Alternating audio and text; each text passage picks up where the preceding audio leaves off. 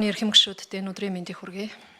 За одоо сайдаас надад тодорхой 1 2 3 асуулт байна.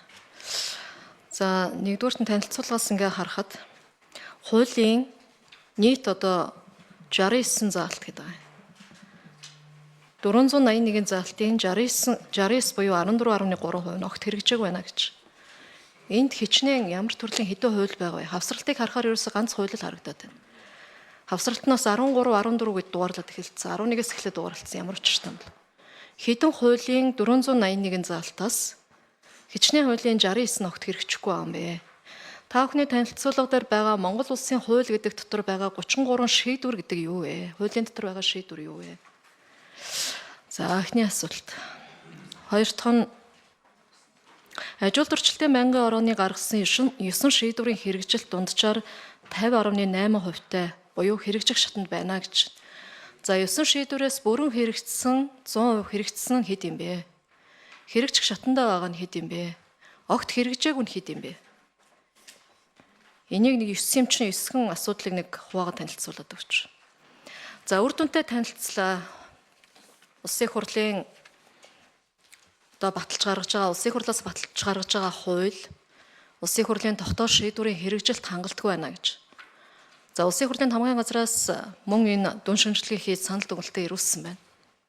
За энэ дээр бол мөн засгийн газрын энэ хян шинжилгээний үнэлгээтэй одоо аргачлал энэ төр зөрж байгаа асуудлууд байгаа юм байна. Энэ асуудлуудыг хэрхэн эзэгцэлэхээр шийдэж байна нэгдүгürt.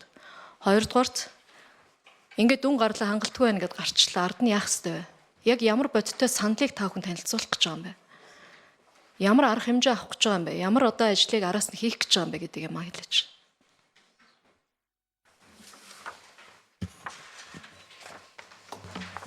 За өрөөнтэй гишүүний асуултанд одоо 2 сайд хариулъя. 4 номерын микрофонд.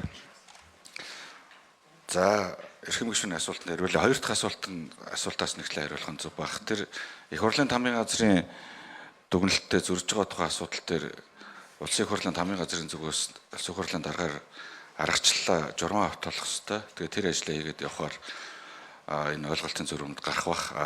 Засгийн газар хяналтын тухай хуулийн дагуу бол бид нар цахим системд ирүүлсэн салбарын яамдуудын тайланд үндэслэж энэ хян шинжилгээ үнэлгээ хийж байгаа.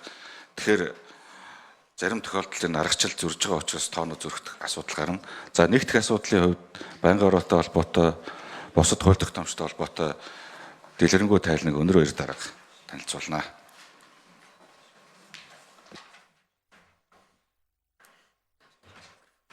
За 5 дугаар микрофонд нээж өгье.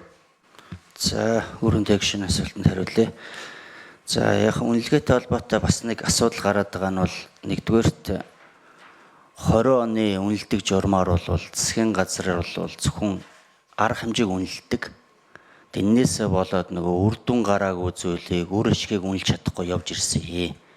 За энийг бол хяналт хэрэгжүүлэх газар одоо 2 сайдын зүгээс өөрчлөх ёстой гэдэг 3 цогц журмыг засгийн газрын хуралдаанаар батлуулаад одоо энэ оны 5 сарын 1-ээс лээд мөрдөгдөд явж байгаа. Тэгээ эргэжил бол бид нэр энэ 3 журмын дагуу үнэлэхээр таны асуугаад байгаа одоо зөвхөн арга хэмжээ үнэлдэг биш тодорхой хэмжээний үр дүн үнэлдэг бомроо орох болохоор ахис төвшил гарна гэж харж байгаа. Тэгэхээр энэ үнэлж байгаа журам маань бас хүндрэлтэй болохгүй зүйл байсан гэдэг хэлье. За 9 шийдвэрийн хувьд бол тэр хавсралтан дээр та бүхэн тараасан хавсралтан дээр байж байгаа. Ер нь бол 21 оноос 23 оны хооронд гарсан нийт шийдвэрүүдийн хэрэгжилтийг бол 5 дугаар микрофоныг гүйцэж хариулах боломж өгье.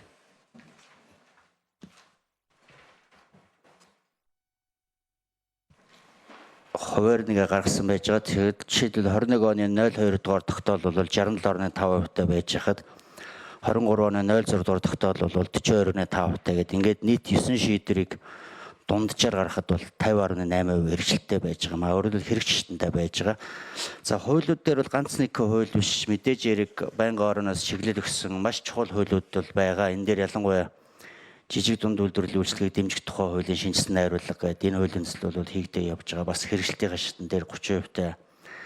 За мөн хууль батлагдсантай холбоотой авч хэрэгжүүлэх арга хэмжээ буюу дагаж орох маш олон шийдвэр тогтоолууд гарна. Энэ бас энд бас үнэлгээнд ордог. За мөн малын гаралтай түүх үедийг боловсруулах үйлдвэрлэлийг дэмжих зарим арга хэмжээний тухай гэдэг энэтэй холбоотой хөнгөн үйлдвэрлэлийн тухай хуулийг дэмжих хуулийн цэцлийг улсын хурлд өргөн мэдүүлэх. За энэ мөн хүнс үдээж яам хариуцж байгаа. За хөдөөж хон гаралтай бараа бүтээгдэхүүнийг төв хийдийн биржийн тухай хуулийн шинэсэн найруулга онцлогийг улсын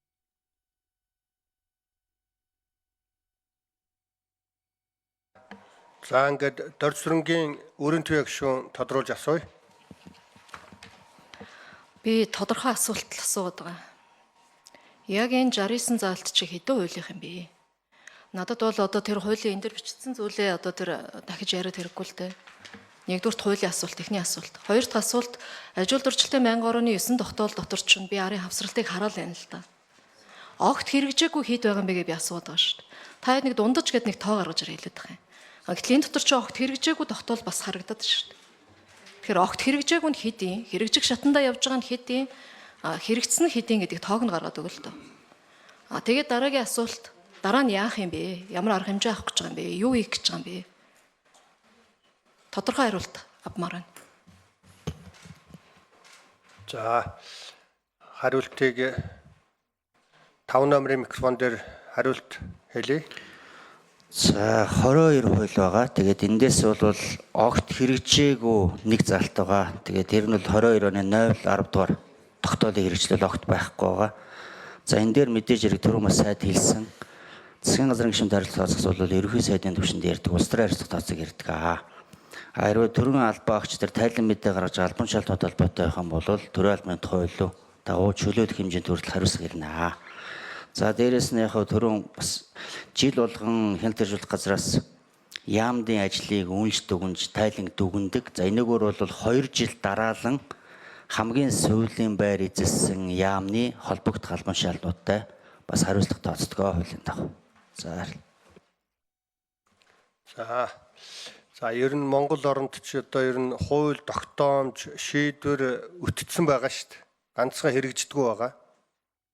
Тэгэд яагаад хэрэгждэггүй гэвэл хариуцлага тооцдоггүй. Тэгээ хариуцлага тооцоолох гэж л өнөөдөр энэ яам байгаа. Харин ч гэж харин энэ яам өстой нүдэ олсон. Тэгээ бас ажиллаа хийж байгаа. Аж үйлдвэрийн бодлогын байнгын хороо дэмжиж ажилланаа. Ерөнхий сайд хэрвээ ухаантай хүн байгаа бол ухаантай гэж итгэж байна.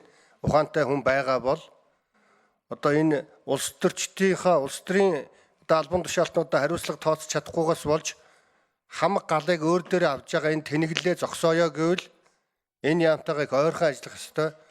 Гишүүдтэй та нар их ойрхон хүндэтгэлтэй хандаж ажиллаж ээж ажилчин урагшаа явнаа гэж би итгэж байгаа. Та нарт бол одоо энэ бол их бидний хамгийн дэмжиж хамтарч ажиллах ёстой хуулийн хэрэгжилтийг хангуулах яам гэж би ойлгож байгаа. За ингээд